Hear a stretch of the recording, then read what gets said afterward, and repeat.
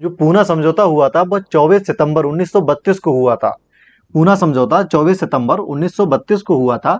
अब ये पूना समझौता क्या था? क्यों गांधी जी और अंबेडकर जी में आपस में मतभेद थे? क्यों गांधी जी कुछ अलग चाहते थे, अंबेडकर जी कुछ अलग चाहते थे? तो अंबेडकर जी और गांधी जी दोनों लोग दलितों के अच्छे के लिए काम कर रहे थे, बस दोनों के तरीके अपने अलग अलग थे। तो पूना समझौता भी उसी के लेकर एक अलग आपस में सहमति हुई थी, एक समझौता हुआ था। तो पूना समझौता क्या था, ये समझने से पहले हम ये जानेंगे कि पूना समझौता हुआ क्यों था। आखिर क्या वजह थी जिसमें गांधी जी और अंबेडकर जी आपस में एक दूसरे से अलग थे। जो इसकी कहानी स्टार्ट होती है वह ये होती है कि अंबेडकर जी ये चाहते थे कि दलितों के लिए अलग से निर्वाचन का अधिकार दिया जाए, या कहें तो पृथक निर्वाचक मंडल दिया जाए।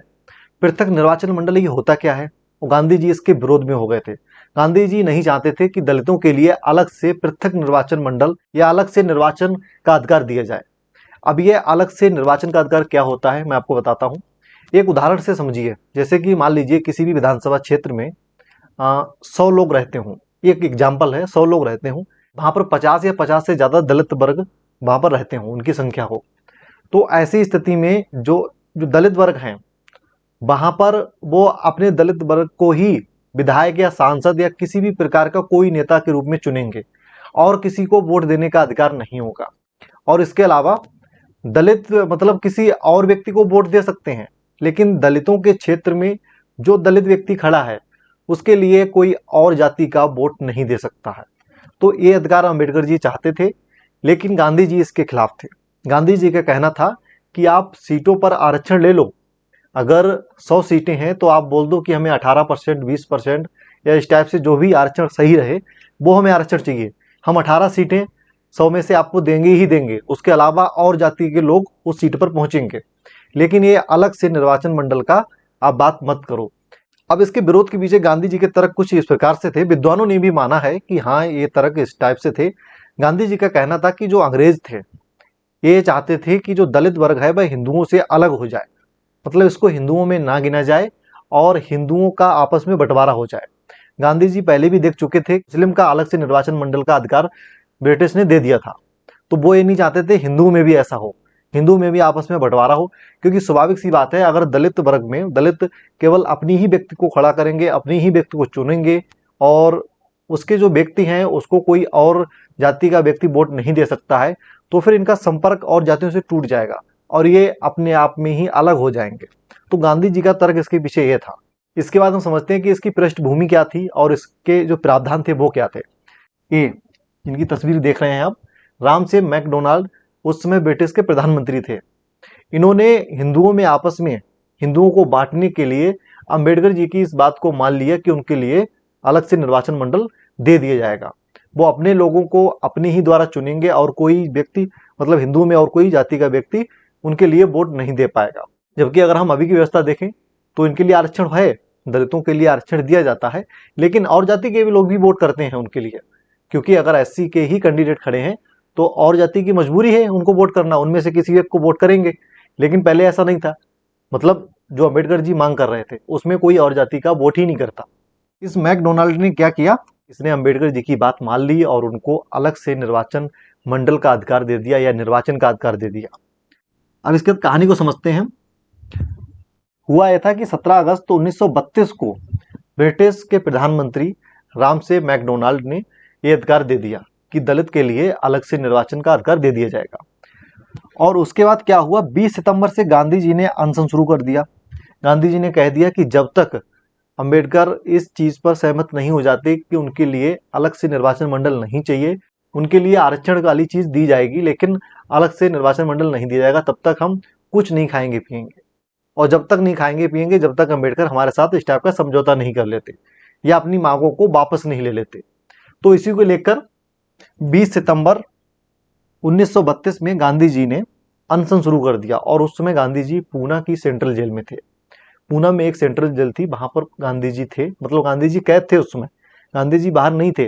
गांधी जी ने जेल में ही अनशन शुरू कर दिया, मतलब हम भूखे रहेंगे, कुछ नहीं खाएंगे पिएंगे जब तक तुम हमारी मांगों को नहीं मानोगे, मतलब या अपनी मांगों को वापस नहीं लोगे। तो यहाँ पर क्या हुआ, फिर जब गांधी जी भूखे रहने लगे, 1-2 दिन हुए गांधी जी की तबीयत बिगड़ने लगी, तो फिर और नेताओं को चिंता होने लगी कि गांधी जी ऐसा ना हो कि हम लोगों के बीच ना रहें, गांधी जी सीधे परलोक सिधार जाएं। तो इसी को लेकर और लोगों ने अंबेडकर पर जोर देने लगे, अंबेडकर से बोलने लगे कि आप जाकर भाई समझौता कर लो, अपनी मांगों को वापस ले लो, हम आपके लिए कई अच्छे अच्छे तरीके प्रावधान करवा देंगे। तो इन्हीं सब चीज़ों को लेकर फिर अंबेडकर जी मान गए। उससे भी पहले अंबेडकर जी जाते हैं गांधी जी के पास, कहते हैं कि आप ये सब छोड़ दो, आप भूखे भाके मत रहो, खाओ पियो अच्छे से आराम से, और हमारे लिए जो अधिकार हमने मांगे हैं ये मिल जाने दो।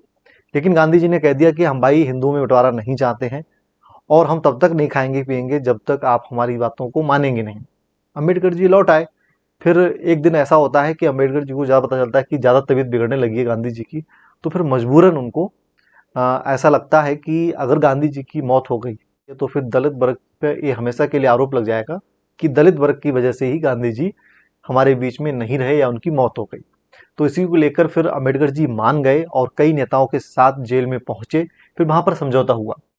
फिर अंबेडकर जी ने मान लिया और कई नेताओं के साथ जेल में पहुंचे, जिसमें मेन है मदन मोहन मालवीय, जो गांधी जी की तरफ से और हिंदुओं की तरफ से, और अंबेडकर जी थे वो दलित वर्ग की तरफ से।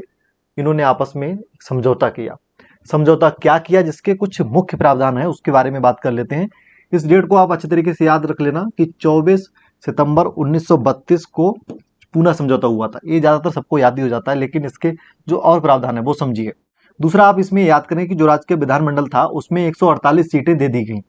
मतलब 148 सीटें दलित वर्ग के लिए आरक्षित रहेंगी, उस पर केवल दलित वर्ग ही खड़े हो पाएंगे, चुनाव लड़ पाएंगे और विधायक बन पाएंगे। लेकिन जिसके बाद इसमें और कुछ सीटें बढ़ा दी गई, 3 सीटें, जिसके बाद 151 सीटें कर दी गई। और इसके बाद जो केंद्रीय विधायिका है उसमें दलित वर्ग के लिए 18% सीटों का आरक्षण दिया गया। और उसके अलावा ये भी प्रावधान किया गया है कि दलित वर्ग के किसी भी सदस्य को इस वजह से किसी भी सेवा से या किसी भी चुनाव से अलग नहीं किया जाए, अयोग्य नहीं ठहराया जाए कि वह दलित वर्ग का है। इस चीज़ की भी गारंटी दी जाए। तो इस पर भी गांधी जी मान गए और ये भी गारंटी उनके लिए दी गई कि आपके लिए कि आप दलित वर्ग के हैं, इस वजह से आपको अयोग्य नहीं ठहराया जाएगा। उसके अलावा इसमें एक और भी प्रावधान किया गया कि शिक्षा संबंधी जो भी राज्य अनुदान देता है उसमें दलित वर्ग के लिए अलग से व्यवस्था की जाए। मतलब जो और लोगों के लिए उसमें अनुदान मिलता है वो मिलता है, दलित वर्ग के बच्चों के लिए, उनके भविष्य के लिए, उनकी पढ़ाई के लिए अलग से व्यवस्था हो। तो इन सब मांगों को गांधी जी ने मान लिया और गांधी जी और अंबेडकर जी के बीच में और नेताओं के बीच में जो समझौता हुआ उसे कहते हैं पूना समझौता, जो 24 सितंबर 1932 को हुआ था। ये सारे प्रावधान भी एग्जाम में पूछे जाते हैं कि क्या क्या प्रावधान थे और कब हुआ था, इसके बारे में भी पूछा जाता है। तो ये दोनों चीज़ें आपके लिए जानना बहुत ज़्यादा जरूरी हैं। तो आप अच्छे से याद कर लेंगे तो आपके एग्जाम में बहुत अच्छा रहेगा। आप एग्जाम में क्वेश्चन को सॉल्व कर पाएंगे, क्वेश्चन का आंसर दे पाएंगे।